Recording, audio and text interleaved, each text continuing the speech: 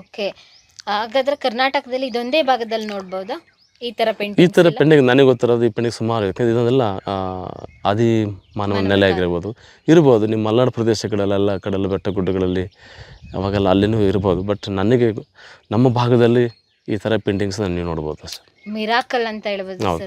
Sir. ಜನಕ್ಕೆ ನಮಗೆ ಅದ್ಭುತ. ಗೊತ್ತಿದ್ದಿಲ್ಲ ಇದು, ಯಾಕಂದರೆ ಇದೆಲ್ಲ ಏನು ಪೇಂಟಿಂಗ್ಸು ಏನೋ ಯಾರೋ ಬಿಡಿಸಿರ್ಬೋದು ಲೋಕಲ್ಲರು ಕೂತ್ಕೊಂಡು ಏನೋ ಅಂತ ನಮಗೆ ತೋಚದಂತ. ಬಟ್ ಇದರ ಬಗ್ಗೆ ಆಳವಾಗಿ ಅಧ್ಯಯನ ಮಾಡಿದಾಗ, ರಿಸರ್ಚ್ ಪರ್ಸನ್ಸಲ್ಲಿ ಇದ್ರ ಬಗ್ಗೆ ಅಧ್ಯಯನ ಮಾಡಿದಾಗ ಇದ್ರ ವ್ಯಾಲ್ಯೂಯೇಷನ್ ಅನ್ನೋದು ನನಗೆ ಗೊತ್ತಿದೆ. ಅವಾಗ ಒಬ್ರಿಗೊಬ್ರು ಮಾತಾಡ್ತಾ ಇದ್ರು ಅನ್ನೋದಕ್ಕೆ ಸಾಕ್ಷಿ ಜನರು ಕೈ ಇಟ್ಕೊಂಡಿದ್ದಾರೆ. ಮತ್ತೆ ಬೇಟೆ ಆಡ್ತಾ ಇದ್ರು ಅನ್ನೋದಕ್ಕೆ ಒಂದು ಕೈಯಲ್ಲಿ ಒಂದು ಕಲ್ಲಿನ ಆಯುಧ ಇರ್ಬೋದು, ಚೂರಿ ಇರ್ಬೋದು, ಆ ಥರ ಇಟ್ಕೊಂಡಿದ್ದಾರೆ. ಮತ್ತೆ ಬೇಟೆಯಾಡಿ ಮಾಂಸನ ಸೇವನೆ ಮಾಡ್ತಾ ಇದ್ರು, ಜಿಂಕೆ ಇರ್ಬೋದು, ದನ, ಅದೆಲ್ಲ ಅಲ್ಲಿ ನೋಡ್ಬೋದು. ಅಲ್ಲಿನ ಚಿತ್ರಗಳನ್ನ ಸೂಕ್ಷ್ಮವಾಗಿ ಗಮನಿಸಿದ್ರೆ ಮತ್ತೆ ನಾಟ್ಯನೂ ಮಾಡ್ತಾ ಇದ್ರು ಅವರಿಗೆ ತಿಳಿದಂಗೆ ಅದನ್ನು ನಾಟ್ಯಗಳು ಮಾಡೋವಂಥ ಕೈ ಹಿಡ್ಕೊಂಡು ಹೋಗೋದು ಆ ಥರ. ಸೊ ಅವರಿಗೆ ಆ ಥರ ಪೇಂಟಿಂಗ್ ಮಾಡಿದ್ದಾರೆ. ನಿಜವಲ್ಲ ಆದಷ್ಟು ಸುಮಾರು ಜಾಗಗಳಲ್ಲಿ ಆಲ್ರೆಡಿ ಪೇಂಟಿಂಗ್ ಎಲ್ಲ ಹಾಳಾಗಿದೆ. ಕೆಲವ್ರಿಗೆ ಗೊತ್ತಿಲ್ಲ, ಕೆಲವರು ಅದನ್ನ ನನಗೆ ಏನು ಬಿಡೋ ಅಂಥದ್ರ ಬಗ್ಗೆ ಅದ್ರ ಮೇಲೆ ಇನ್ನೊಂದು ಪೇಂಟಿಂಗು ವೈಟ್ ಪೇಂಟ್ ಮಾಡಿಸೋ ಬಿಡೋದು, ಈ ಥರ ಭಾಳಷ್ಟು ಸ್ಥಳೀಯರಿಂದ ಕೂಡ ಹಾಳಾಗಿದೆ.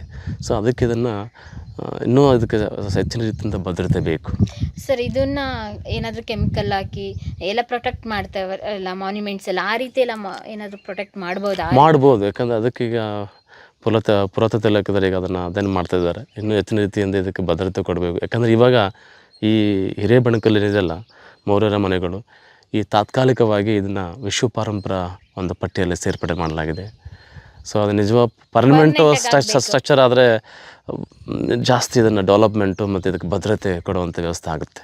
ಇಲ್ಲಿ ಚಾರಣ ಬರೋರಿಗೆ ಯಾವ ತಿಂಗಳು ಬೆಸ್ಟ್ ಆಗುತ್ತೆ ಸರ್?